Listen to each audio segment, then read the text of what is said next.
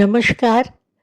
আজকে না আমরা দেখো আমার মেয়ের কম্পাউন্ডের মধ্যেই একটা ছোট্ট ক্লাস আছে। সেখানে এসেছি।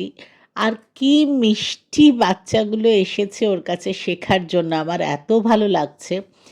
আর ঐন্দ্রিলার একটা না খুব ভালো ব্যাপার। ও আ আমাদের যেগুলো ইন্ডিয়ান কালচার, ফেস্টিভ্যাল ওগুলোকে ভীষণভাবে ফলো করে ক্লাসে সেই জিনিসগুলোই করায়। জাস্ট সরস্বতী পুজো গেছে কিছুদিন আগেই।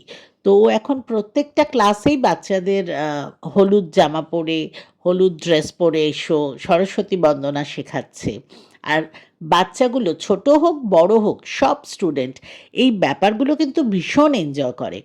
আর এই ক্লাসে এসে আমার এত ভালো লাগছে। এর আগেও একটা ক্লাস আমি তোমাদের দেখিয়েছি। তো সেখানে তো প্রচুর স্টুডেন্ট ছিল। আর এটা ওর একদম কম্পাউন্ডের মধ্যেই জাস্ট নিচে নেবেই ক্লাবের মধ্যে হচ্ছে। এটা এত মিষ্টি ক্লাস আমি কি বলবো।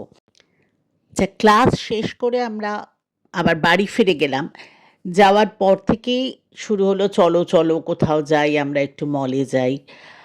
আসলে তোমাদের বলেছি যে আমরা হঠাৎ আমাদের ব্যাঙ্গালোর আসতে হয়েছে যেহেতু ঐন্দ্রিলার শরীরটা হঠাৎ খুব খারাপ হয়ে গেছিল। মানে আমি তো রীতিমতো ভয় পেয়ে গেছিলাম।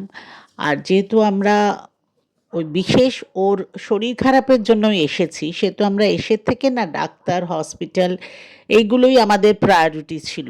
তো ন্যাচারালি আমরা দৌড়াদৌড়ি খুব করেছি।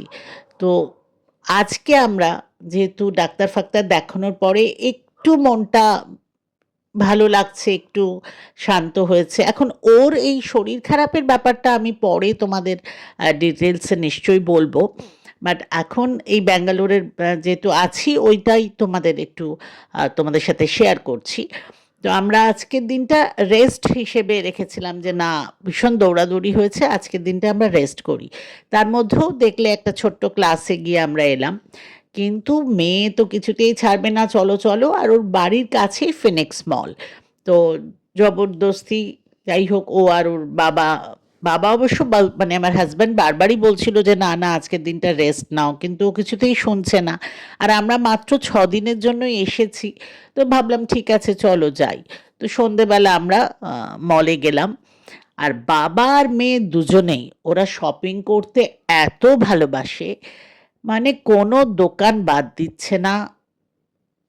যেখানেই মানে এটা না অ্যাকচুয়ালি এই নয় যে আজকে, এটা ওদের দুজনের ভীষণ শপিং করার নেশা। আর আমার একদম নয়। বাট আমি ওদের সঙ্গে এসেছি, বাট আমি তো এনজয় একদমই করছি না। বাট ওরা যতগুলো দোকান সামনে পাচ্ছে মোটামুটি সব জায়গাতেই একবার করে ঢুকছে, দেখছে। অ্যাকচুয়ালি মেন হচ্ছে আমার হাজব্যান্ডের একটা ব্যাগ কেনার কথা। তো সেটা মেয়ে বাবাকে গিফট করবে। তো বাবা আর মেয়ে দুজনে মিলে যত দোকান পাচ্ছে যাচ্ছে, কত রকমভাবে কম্পেয়ার করছে, এটা ভালো না ওটা ভালো। আর আমার নেচারটা না একদম অন্য। মানে আমি যদি কোনো সময় কিছু কিনতে যাই, আমি দোকানে গেলে বোধহয় ৫ মিনিটও লাগে না। হ্যাঁ ঠিক আছে এটা দিয়ে দাও, এরম একটা ব্যাপার।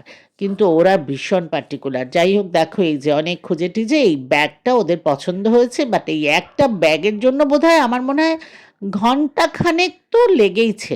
যদিও ব্যাগটা খুব সুন্দর, ওর বাবাকে গিফট করলো। বাট মোটামুটি বেশ রাত হয়ে গেছে।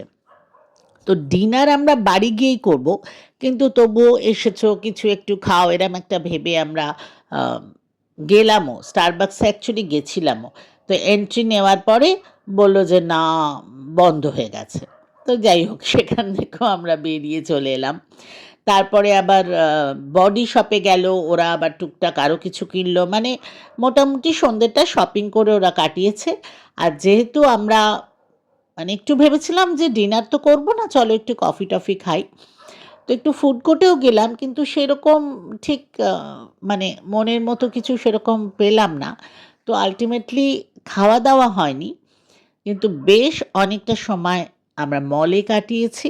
আর যেটা বললাম যে ওরা দুজন খুব এনজয় করেছে। আর আমি ওদের সঙ্গে বলতে পারো জাস্ট ঘুরে ঘুরে সময় কাটিয়েছি।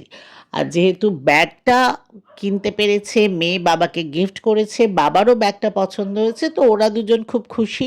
তো ন্যাচারালি ওদের সঙ্গে আমিও খুশি। তো খানিকক্ষণ মলে ঘুরে এবার আমরা বাড়ি ফিরে যাচ্ছি। যখন ওর বাড়িতে আমরা পৌঁছবো না তোমাদের দেখাবো ও ১২ তলা মানে ১৩ তলা বাংলায় অ্যাকচুয়ালি 12th ফ্লোরে থাকে। ওর ওখান থেকে না যাতায়াতের পথে মানে ১২ তলার থেকেই একটা বিল্ডিংয়ের ফাঁক দিয়ে এত সুন্দর একটা মন্দির দেখা যায়। আমি না রোজই দেখছি আর ভাবছি তোমাদের একটু দেখাবো। কিন্তু সেভাবে হয়ে উঠছে না। আজকে যাওয়ার পথে না তোমাদের মন্দিরটা দেখাবো।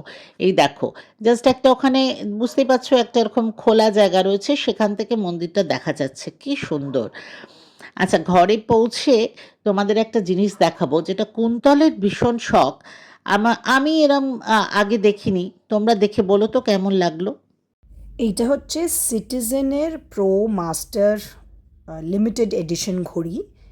আর এই স্পেসিফিক ঘড়িটার নাম হচ্ছে ফুগু, যেটা পাফার ফিশ এর জাপানিজ নাম। এই প্যাকেজে আছে একটা wrist band, alternate wrist band, যেটা হচ্ছে ডাইভার্সদের রিস্ট ব্যান্ড, যেটাতে এরকম ফুটো ফুটো করা আছে যাতে আমাদের স্কিনটা ব্রিথ করতে পারে, নিঃশ্বাস নিতে পারে। তাছাড়া এই প্যাকেজে একটা প্রো মাস্টারের মেডালিয়ন কিংবা প্লাক দেওয়া আছে, যেটাকে এইরকম দেখতে। আর তার সঙ্গে একটা মিষ্টি একটা ছোট পাফা ফিশেরও একটা মেডালিয়ন আছে।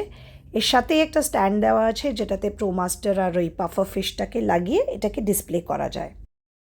যেহেতু এটা একটা লিমিটেড এডিশন ওয়াচ, সেহেতু এটার প্যাকেজিংটাও খুব সুন্দর। এটা করা হয়েছে একদম একটা ছোট্ট রেপ্লিকা একটা ডাইভার্স ট্যাঙ্কে, যেটাতে করে ডাইভার্সরা অক্সিজেন নিয়ে যায় যখন ওরা ডাইভ করে। এই ওয়াচটা ওপরের দিকে টেনে খোলা যায়, যেটাকে পুল আপ ফিচার বলে। আর কুন্তলের এই ওয়াচের কালো আর সোনালি ডায়ালটা পছন্দ হয়েছে। এই ওয়াচের কিছু কিছু বৈশিষ্ট্য আছে, যে এটা যেহেতু একটা ডাইভার্স 200 ওয়াচ, তার মানে এটা ডাইভার্সদের জন্য তৈরি করা। এইটাকে রেট করা হয়েছে 230 মিটার্স অবধি, মানে এটা 230 metres deep into the sea যেতে পারে আর কাজ করে ওখানে। আরেকটা খুব ডিফারেন্ট ব্যাপার, সেটা হচ্ছে এই পেগটা যেটা দেখছেন, এই পেগটা উল্টো দিকে। তাহলে কি হয় যে এইটা যখন ও পড়ে দেখাচ্ছে, এইটা যখন ও পড়বে তখন আমরা দেখতে পারবো যে রিস্টের যত মুভমেন্ট সেগুলো হ্যাম্পার হচ্ছে না, সেগুলোতে কোনো বাধা পড়ছে না। এই দেখুন, এদিকে পেগটা হলে রিস্টে লাগতো, যেহেতু এদিকে পেগ সেহেতু লাগছে না। এই ঘড়িটার উল্টো দিকেও সিটিজেন লিমিটেড এডিশন লেখা, আর ওই ফুগু যেটা জাপানিজ পাফার ফিশ, সেটার একটা এমবস করা পিকচার আছে। সো এই হলো, তো এইটা হচ্ছে citizens pro master fugu limited edition diverse 200 watch.